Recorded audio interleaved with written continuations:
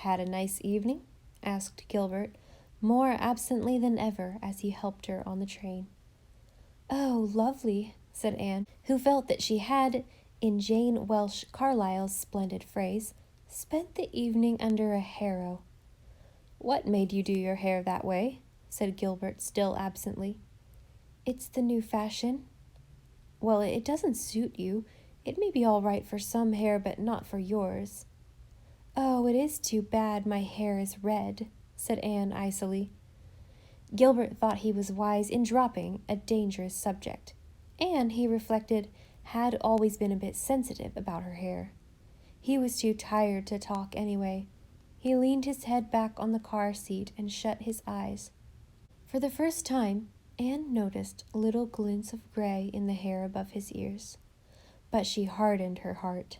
They walked silently home from the Glen station by the shortcut to Ingleside. The air was filled with the breath of spruce and spice fern. The moon was shining over dew-wet fields. They passed an old deserted house with sad and broken windows that had once danced with light. Just like my life, thought Anne. Everything seemed to have for her some dreary meaning now.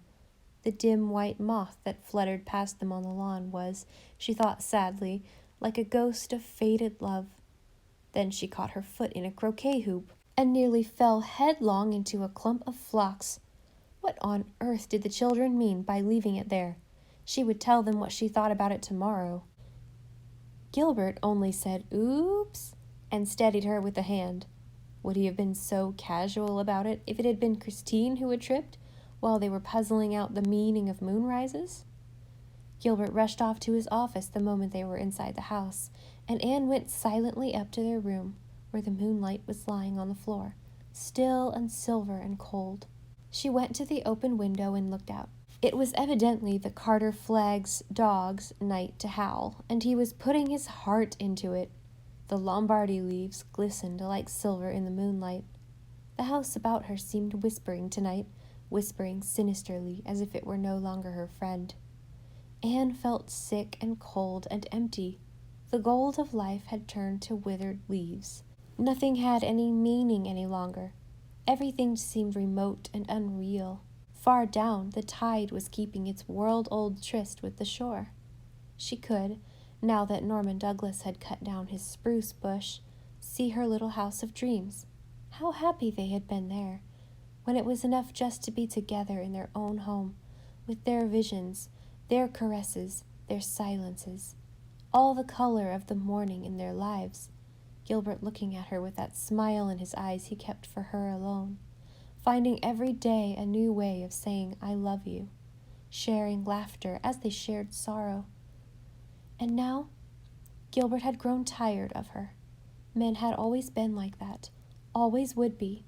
She had thought Gilbert was an exception, but now she knew the truth. And how was she going to adjust her life to it? There are the children, of course, she thought dully. I must go on living for them, and nobody must know. Nobody. I will not be pitied. What was that?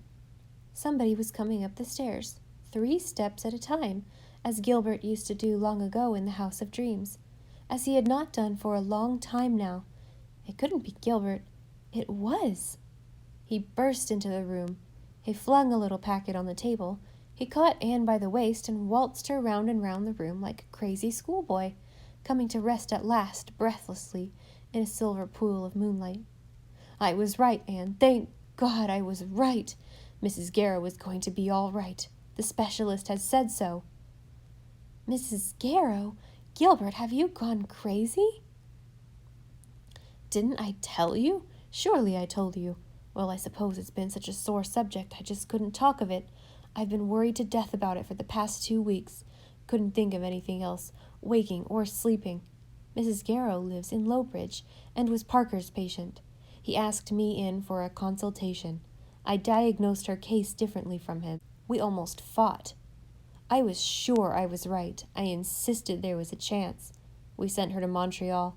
Parker said she'd never come back alive. Her husband was ready to shoot me on sight. When she was gone, I went to bits.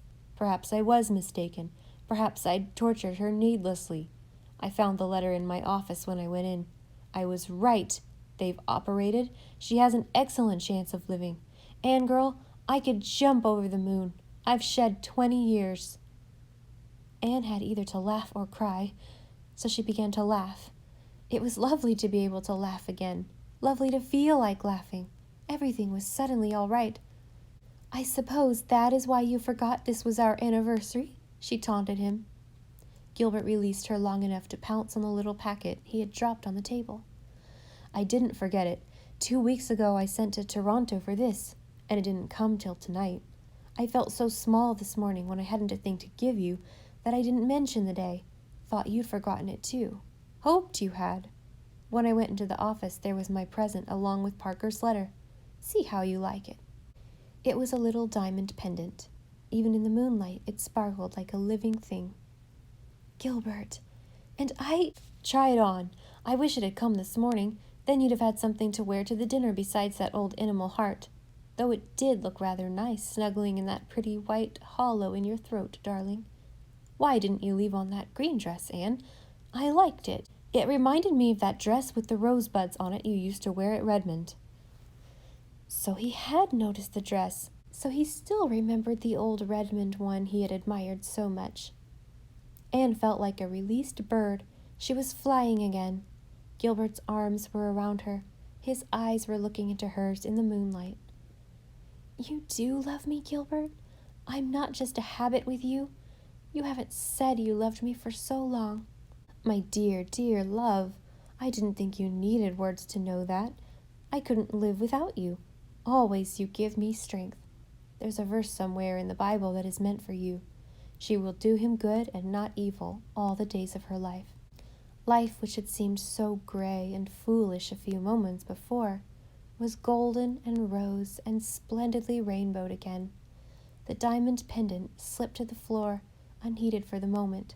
It was beautiful, but there were so many things lovelier. Confidence and peace and delightful work, laughter and kindness, that old safe feeling of a sure love. Oh, if we could keep this moment forever, Gilbert. We're going to have some moments. It's time we had a second honeymoon. And there's going to be a big medical congress in London next February.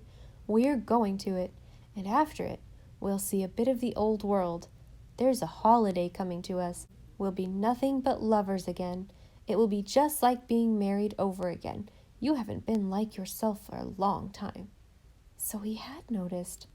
You're tired and overworked. You need a change. You too, dearest. I've been so horribly blind. I'm not going to have it cast up to me that doctors' wives never get a pill.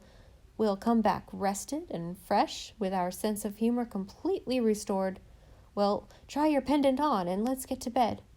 I'm half dead for sleep. Haven't had a decent night's sleep for weeks with twins and worry over Mrs. Garrow. What on earth were you and Christine talking about so long in the garden tonight? Asked Anne, peacocking before the mirror with her diamonds. Gilbert yawned. Oh, I don't know. Christine just gabbled on. But here is one fact she presented me with. A flea can jump 200 times its own length. Did you know that, Anne? They were talking of fleas when I was writhing with jealousy. What an idiot I've been. How on earth did you come to be talking of fleas? I can't remember. Perhaps it was Doberman Pinschers suggested it. Doberman Pinschers? What are Doberman Pinschers? A new kind of dog. Christine seems to be a dog connoisseur. I was so obsessed with Mrs. Garrow that I didn't pay much attention to what she was saying. Now and then I caught a word about complexes and repressions, that new psychology that's coming up, and art, and gout, and politics, and frogs. Frogs? Some experiments a Winnipeg research man is making. Christine never was very entertaining, but she's a worse bore than ever. And malicious. She never used to be malicious. What did she say that was so malicious? Asked Anne innocently. Didn't you notice? Oh, I suppose you wouldn't catch on. You're so free from that sort of thing yourself. Well, it doesn't matter. That laugh of hers got on my nerves a bit. And she's got fat. Thank goodness you haven't got fat, Anne girl. "Oh, I don't think she is so very fat," said Anne charitably, "and she certainly is a very handsome woman. So, but her face has got hard. She's the same age as you, but she looks 10 years older." "And you talking to her about immortal youth." Gilbert grinned guiltily. "One has to say something civil."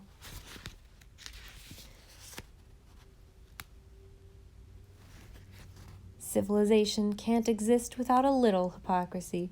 Oh well, Christine isn't a bad old scout, even if she doesn't belong to the race of Joseph. It's not her fault that the pinch of salt was left out of her. What's this?" "My anniversary remembrance for you, and I want a cent for it. I'm not taking any risks. Such torture as I've endured this evening. I was eaten up with jealousy of Christine." Gilbert looked genuinely astonished. It had never occurred to him that Anne could be jealous of anybody. "Why, Anne girl, I never thought you had it in you." "Oh, but I have. Why, years ago I was madly jealous of your correspondence with Ruby Gillis." "Did I ever correspond with Ruby Gillis? I'd forgotten. Poor Ruby. But what about Roy Gardner? The pot mustn't call the kettle black." "Roy Gardner? Philippa wrote me not long ago that she'd seen him and he got positively corpulent. Gilbert, Dr. Murray must be a very eminent man in his profession, but he looks just like a lathe, and Dr. Fowler looked like a donut. You looked so handsome and finished beside them." "Oh, thanks. That's something like a wife should say. By way of returning the compliment, I thought you looked unusually well tonight, Anne, in spite of that dress. You had a little color and your eyes were gorgeous. Ah, that's good. No place like bed when you're all in. There's another verse in the Bible. Queer how those old verses you learn in Sunday school come back to you through life. 'I will lay me down in peace and sleep. In peace and sleep. Good night.'" Gilbert was asleep almost before he finished the word. Dearest, tired Gilbert. Babies might come and babies might go, but none should disturb his rest that night. The telephone might ring its head off. Anne was not sleepy. She was too happy to sleep just yet. She moved softly about the room, putting things away, braiding her hair, looking like a beloved woman. Finally, she slipped on a negligee and went across the hall to the boys' room. Walter and Jem in their bed and Shirley in his cot were all sound asleep. The shrimp, who had outlived generations of pert kittens and become a family habit, was curled up at Shirley's feet. Jem had fallen asleep while reading the life book of Captain Jim. It was open on the spread. Why, how long Jem looked lying under the bedclothes. He would soon be grown up. What a sturdy, reliable little chap he was. Walter was smiling in his sleep as someone who knew a charming secret. The moon was shining on his pillow through the bars of the leaded window, casting the shadow of a clearly defined cross on the wall above his head. In long after years, Anne was to remember that, and wonder if it were an omen of Courcelette, of a cross-marked grave somewhere in France. But tonight it was only a shadow, nothing more. The rash had quite gone from Shirley's neck. Gilbert had been right. He was always right. Nan and Diana and Rilla were in the next room.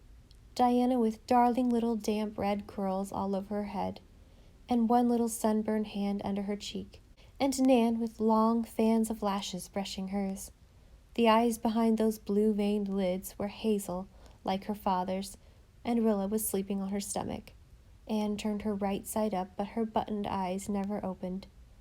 They were all growing so fast. In just a few short years they would all be young men and women. Youth tiptoe, expectant, a star with its sweet, wild dreams. Little ships sailing out of safe harbor to unknown ports. The boys would go away to their life work, and the girls, the mist-veiled forms of beautiful brides might be seen coming down the old stairs at Ingleside. But they would still be hers for a few years yet, hers to love and guide, to sing the songs that so many mothers had sung, hers and Gilbert's. She went out and down the hall to the oriel window. All her suspicions and jealousies and resentments had gone where old moons go. She felt confident and gay and blithe. Blithe, I feel blithe, she said, laughing at the foolish little pun. I feel exactly as I did that morning Pacifique told me Gilbert had got de turn. Below her was the mystery and loveliness of a garden at night. The far-away hills, dusted with moonlight, were a poem. Before many months she would be seeing moonlight on the far dim hills of Scotland, over Melrose, over ruined Kenilworth, over the church by the Avon where Shakespeare slept, perhaps even over the Colosseum, over the Acropolis, over sorrowful rivers flowing by dead empires. The night was cool. Soon the sharper, cooler nights of autumn would come.